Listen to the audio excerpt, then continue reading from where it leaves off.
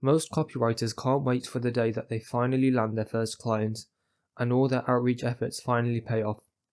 But there are some major red flags that if you don't spot will lead you to working with career-ending clients that will ruin your reputation, and they'll also ruin your motivation to keep going with copywriting. I myself have worked with my fair share of bad clients, and in this video I'm going to point out the red flags and how you can pick up on them so that you can avoid bad clients too. The first red flag is the client that thinks they know everything about copywriting. These clients are the kind of people that will undermine your expertise and make you feel like a complete idiot. You have to remember that even if you're a beginner copywriter, chances are you've studied marketing and copywriting and practiced writing more than they have. So you're probably a better copywriter than the client.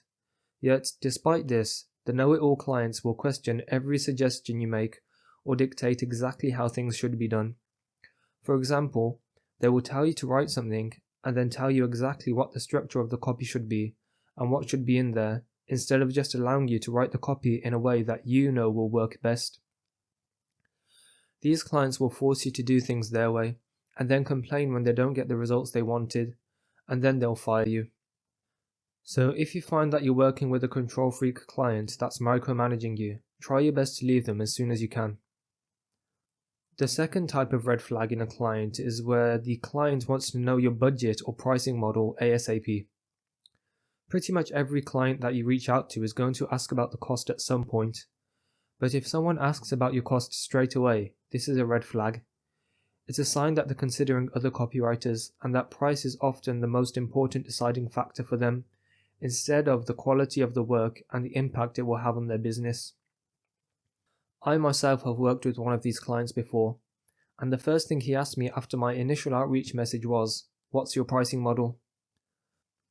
And then later on, after working with him for not that long, he said to me that he was talking to some other copywriters and comparing prices with his business partner. So after all that work, doing free consulting and sales calls, price was the deciding factor after all that. So if you find that someone insists on you giving them the price straight away, chances are they're just a price shopper, or they're just fishing for information and ideas by talking to you. You don't want to give them too much of your time without gauging how serious and likely they are to pay you.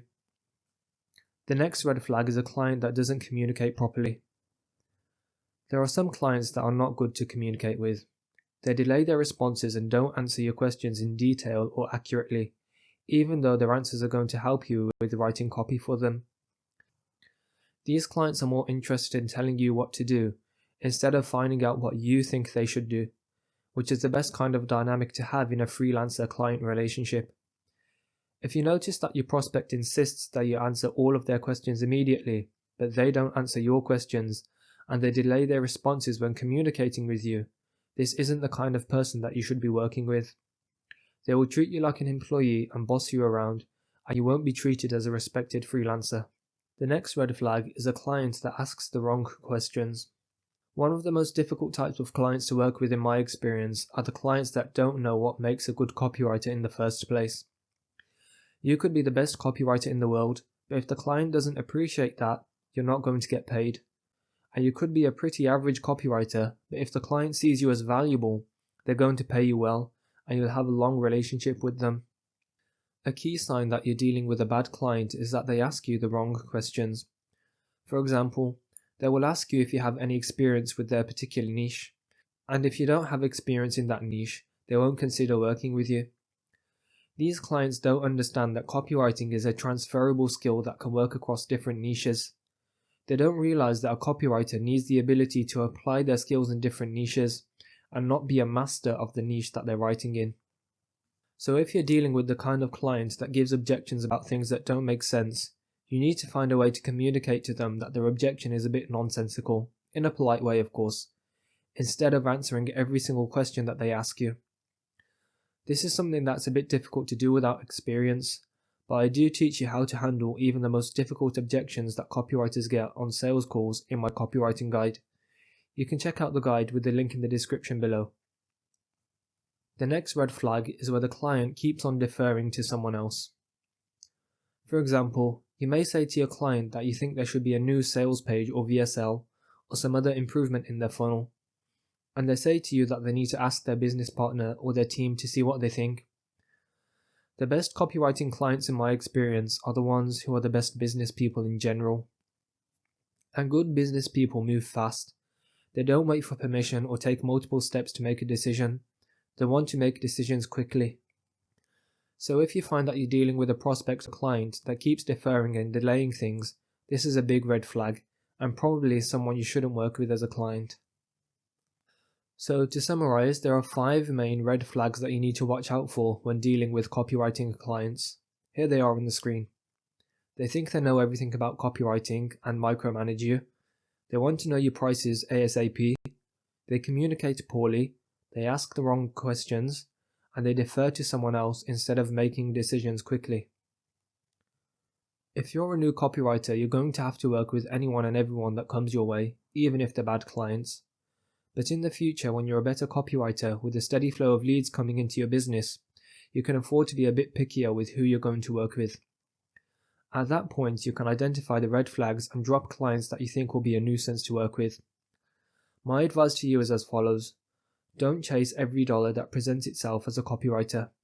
Look for leverage instead. Which clients are going to enable you to make the most amount of money with the least amount of headache? These are the kind of clients that high-level copywriters are working with.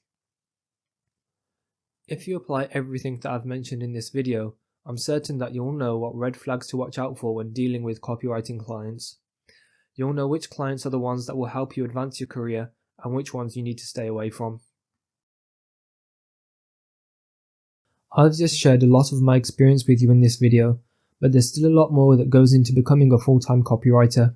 You need to learn the principles of persuasion and influence, the process of writing copy, how to structure your writing, find prospects, get their attention with outreach, follow up until you get a response, then close prospects on sales calls, and how to deliver your work to clients and get paid. I've mentioned this before, but I've looked back at my freelancing career and put together a guide for people looking for a direct route to becoming a copywriter.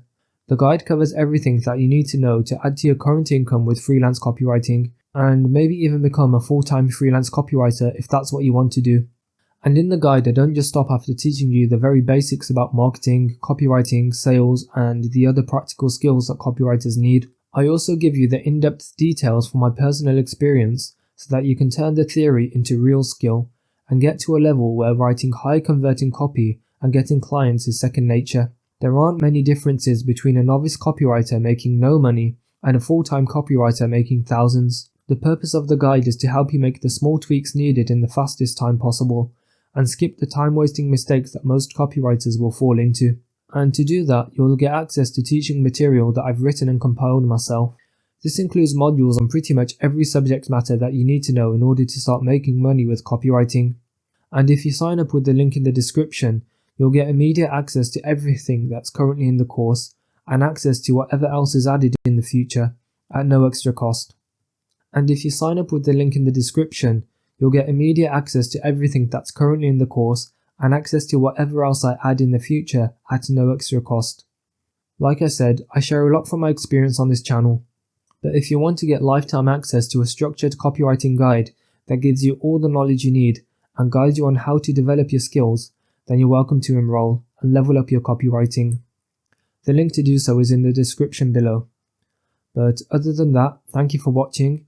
Make sure you hit the subscribe button and I'll see you in the next video.